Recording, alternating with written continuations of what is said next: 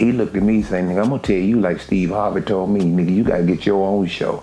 And did not speak a word to me the whole ride. Well, there's a downside to being too funny. Right. In the game, the politics of the business. Right, and that's where I am. Okay.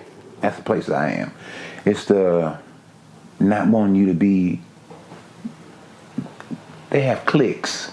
Okay. And I'm not a clique person. I can talk to anybody and conversate with anybody, but you know what I'm saying? I'm not trying to be your best friend. I'm just trying to be somebody that you can conversate with, you know, because I don't talk about just being funny, you know, as we started talking before we started taping, you know what I'm saying? I'm a person that looks at, you know, who you are, period, and how we can make the world a better place with what we do, you know what I'm saying? Because it's hard as hell to try to be a jokester all the time, you know what I'm saying? And I ain't got to be the funniest person in the room all the time. I can enjoy myself with that, you know? But some people don't like you being funny. Right. Like, you know what I'm saying? When I was coming up doing comedy, and we was blazing stages, you know what I'm saying? The headliner come in your room and tell you, hey, I know you're funny, but you can't talk about this. Don't talk about that. Don't talk about this. Don't talk about that. And don't talk about this when you're on stage. And especially don't talk about that, because that's what I talk about. And I would tell them, good. I ain't got to talk about none of this shit, because, you know what I'm saying? I got a plethora of shit to talk about, man. Wow. You know, and then they would, and then you have to learn, being a feature, how to not step on the headliner toes if you want to work with him again. So what you do is take it all the way up and try not to get the standing ovation, even though you may get it anyway, and talk it down. Say, hey, y'all been a great audience, you know what I'm saying? And I appreciate y'all laughing with me. You know, hell of a, you know what I'm saying, time doing my thing. Y'all got a great headliner coming up, man. And I'd like to thank him for letting me be on the show. And then they clap for me, and I go on down. See, I take it up and take it down to where I don't just take it up and just kill it, and then just going out the stage, everybody standing up clapping. Now that's hard to come behind to do, because people don't understand that that's how you open a crowd up. You see, my people that I've been around coming up, that's what we did. We go blaze the crowd. Then the next person can ride that wave all the way to the show. You know what I'm saying? You come on with that much energy too. You know what I'm saying? It's a method to the madness, and none of them ever learned the method to the madness. They never talk to each other. You know what I'm saying? About is this like is it a certain generation, or is it just different individuals that kind of just move that way? It's certain individuals, and it's the generation, because the generation before me won't tell you shit about the industry and how to get it done or whatever. You got to pay your dues to learn. You know, and it means a lot. Right. Because when I think about it, right, I'm just giving my perspective. Right. Consistently funny. You came up with the people that we know on a grand scale. Right. And you look, and these people are here, there, they got big shows, big flyers. Right. They show they roll out. Right. But we're not seeing you on these flyers. I feel like you are kind of being hidden, if you will. Like, do that. They could easily be like, yo, Tyler, you want to get on this show, or here's this thing. Right. And they don't throw you the lob. Right. No, you think that's... They gonna do that thing. Why you don't think they would do that? It's a fear of what position that I'm in, whatever position that I'm going in. They have to follow that, you know, because I'm going to get down. I don't give a damn if it's 5 minutes, 10 minutes, 3 minutes. I'm going to get down. That's what I'm going to do.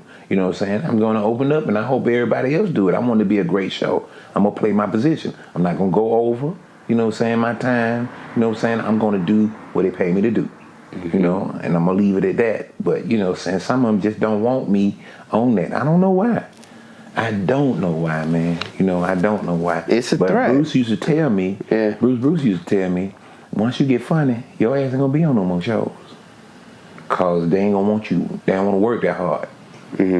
Have you seen something specifically happen to you like that? Oh, yeah. You know what I'm saying? I was, first time I ever did a show with Earthquake, we did a show in South Carolina. Okay. You know, I went on stage, got a standing ovation. He come right behind me, got a standing ovation too. Okay. When we got in the car to come back to Atlanta, he looked at me saying, nigga, I'm going to tell you like Steve Harvey told me, nigga, you got to get your own show. and did not speak a word to me the whole ride. Him and his girl sat up there and talked, but they didn't even talk to me.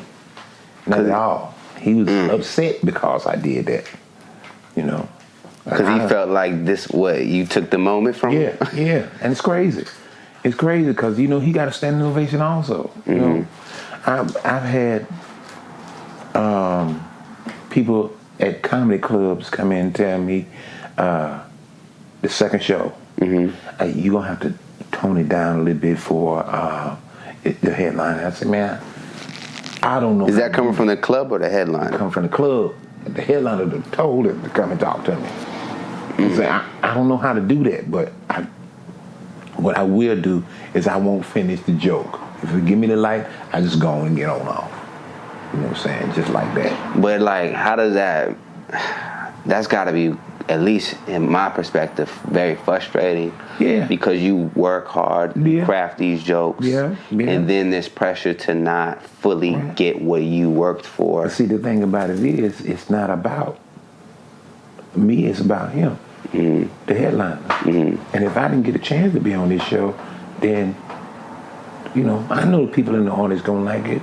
You know what I'm saying? That's good. And that's what I'm there for. I'm there to hit the audience when I can and then get on off. Did you and Quake ever, like, get to talk, or y'all ain't never talked since? We talked, you know, and one time I was out there, and when I was out there for taping Who's Got Jokes, he called me and said, let's do lunch. And it scared the hell out of me, because why in the hell he want to talk to me? You thought you about to... Man, I don't know what it was. Okay. Man. You know what it was at all. But, you know what I'm saying, I guess I had come of the comedy age for him to, you know, talk to me. You know what I'm saying?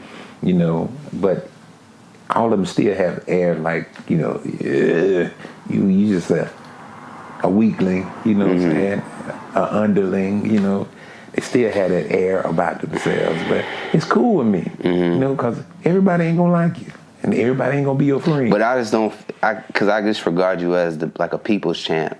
I appreciate that. You know what I'm saying? Like, every time again you hit that screen, and even talking to you, there's a sense of like you're not really forcing anything. No, man. And I think your style of comedy is not forced. Because I like to have a good time, you know what I'm saying? It's taking the path of least resistance. Yeah. You know, let's go in here and do this right quick. You know what I'm saying? Let's open it up and everybody feel good about things. Was Quake like the only situation that you had to deal with like that specifically? I had a whole bunch of situations where, you know what I'm saying, I wouldn't put on no shows and stuff like that. I had one time they called me and told me that they wanted me to do a show with Bruce and in Washington D.C. Okay. I said, yeah, I would like to do the show. They said, now we ain't got but $7,000 to pay you. Look, I was getting paid $450 back then. Okay. After pop locking and everything, I came back and said, okay, well, since you ain't got nothing but $7,000, I do it for Bruce. You did? Right. Man, they called me back about 15 minutes later and asked me, did I have a problem with Bruce? I said, how in the hell do I have a problem with Bruce? He got me started doing comedy. Right. You know? What do you mean by that? They said, well, we'll call you back, and never call me back. Never call me back. What do you think? What is your assumption that went down? I think that somebody didn't want me on the show. I don't know who. Yeah. You know what I'm saying? Who was on that lineup? Do you remember? It was Bruce, and we had this guy, Black Boy, on that end. You know what I'm saying? I don't know who else was on there, but, you know, I know that I wasn't on there. You know what I'm saying? And I was so looking forward to do a show with Bruce. I only did a show with Bruce one time. It was in Washington, D.C. again. You know, I was supposed to feature, but they made me host. They made me host. Okay. But I still had a ball. If I'm not myself, I'm not maintaining who I am, and I'm not attracting what I need to attract. I know the Creator put it for me to be where I am, who I am, and how I am. And I'm going to keep moving like that, because it's a lot of people, you know, that got new comedians coming in, you know what I'm saying? They may go up there and do terrible. I'm talking about completely horrible. But I would tell them something positive about that to look, you know what I'm saying, at next time, how to move on it or something like that, because that's where I came from. We came from critiquing each other. and telling each other what they're missing or whatever. If he got a little piece to add on to it that might make it a little funnier, write it down and pass it to him. You know what I'm saying? Not just take his joke because he can't do it and then do it. You know, that's where I came from. You know what I'm saying? Right. That's who I am. You know, so and me to try to be the vicious. You know what I'm saying? Arrogant. You know what I'm saying? Yeah. No, it's just that I can't. Like my wife tell me, all money ain't good money. I can't do all the shows Yes. because of, you know what I'm saying, I'm good to people. I'm nice to people and stuff like that. I have to stop and say, well, you know what I'm saying, if you can't do this, that, and this, you know what I'm saying, I'm not going to do it. I have to have a standard. Can't be weak for the flesh. Got to be Right. weak for the standard that I have. Right. And I have to hold that standard.